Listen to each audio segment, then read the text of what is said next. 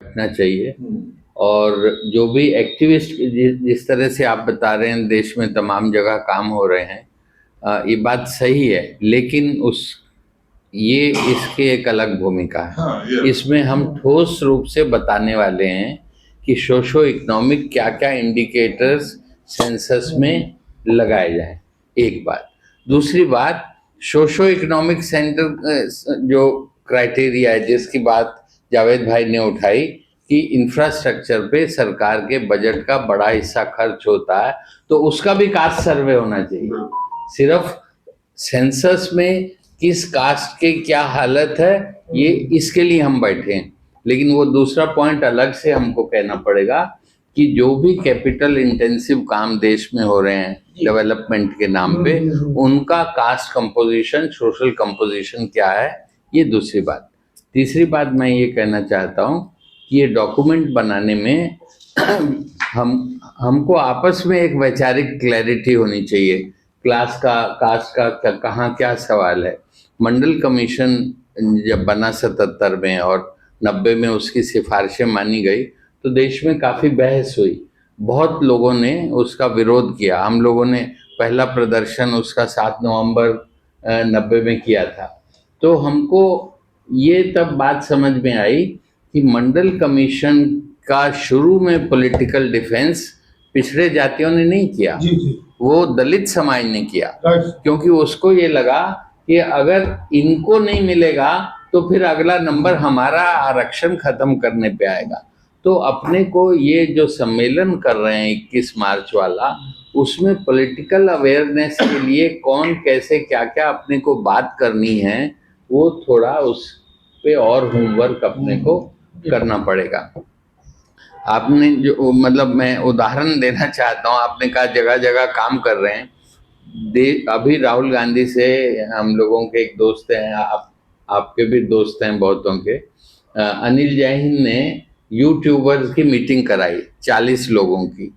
आप उनके यूट्यूब देखिए तो वो मतलब अपनी दुनिया में, यूपी में भी हम जीत रहे हैं, अखिलेश जीत रहे हैं, और यहाँ मतलब एंटी मोदी ऐसा, जो हम लोग एंटी मोदी खेमे के हैं वो तमाम सवालों के बारे में बेखबर हो गए हैं कि ये लड़ाई अपन जीत लेंगे। आप में से किसी ने कहा भी, तो उसका नतीजा ये नहीं होना चाहिए कि हम सिर्फ जितने बुनियादी सवाल हैं उस पे हम बात ही ना करें।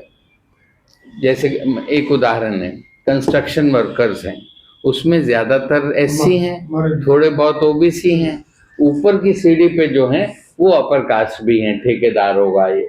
उसमें बहुत लंबी लड़ाई लड़के ट्रेड यूनियन के लोगों ने और सोशलिस्टों ने, सब ने लड़ाई लड़के कंस्ट्रक्शन वर्कर्स का एक जॉइंट बोर्ड बनवाया है, पूरे देश में बना है।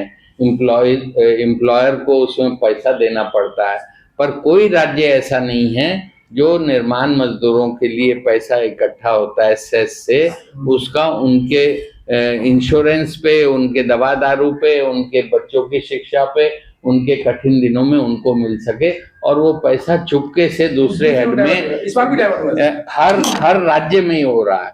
प्रोग्रेसिव से प्रोग्रेसिव, कांग्रेस हो कुछ हो, यही मैं इस प्रोग्राम को पहले ये खत्म कर लीजिए। हाँ, उसके बाद चाहे भले 15 मिनट इन बातों पर चर्चा करें। नहीं, मैं सिर्फ ये कहना चाह रहा हूँ कि अपने कंटेंट में ये एक समझदारी बने कि कैसे बजट, ये मांग मान भी ली गई तो आगे कैसे होगा, इस पे भी हमको थोड़ा दिमाग लगाना चाहिए।